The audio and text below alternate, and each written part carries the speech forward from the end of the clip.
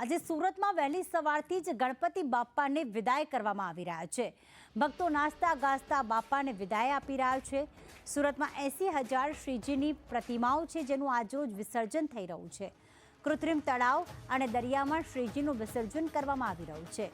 પોલીસની ડ્રોન અને ધાબા પોઈન્ટ પરથી નજર, વિસર્જન સ્થળે ચુસ્ત પોલીસ બંદોબસ્ત પણ ગોઠવવામાં આવ્યો છે।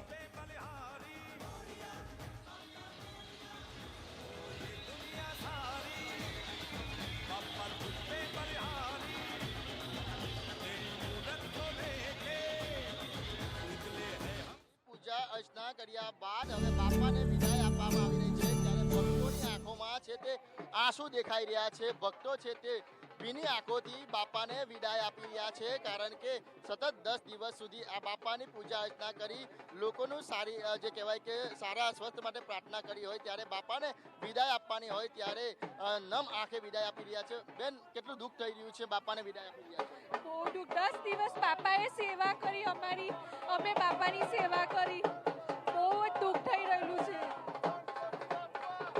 બેન, શું કહેશો, કેટલું દુઃખ થઈ રહ્યું છે બાપાને વિદાય આપી? સ્પીચલેસ, શબ્દ જ નથી, સ્પીચલેસ શબ્દ જ નથી કોઈ। 10 દિવસ પૂજા અર્ચના કરી, હવે બાપાને વિદાય, બહુ જ દુઃખ થાય છે। બા તમે બી ભીની આંખો નમ છે તમારી, બાપાને વિદાય આપી રહ્યા છો નમ આંખે, શું કહેશો? બાપા તો હંમેશા મનમાં વસતા હોય, પણ ઘરમાં આવીને વસ્યા અને સેવા કરી, હવે ઘર સૂનું સૂનું લાગશે। પણ બાપા એવી મહેર મૂકીને જાય છે કે બસ લહેર થઈ જાય છે, એટલી બાપાની મહેરબાની છે।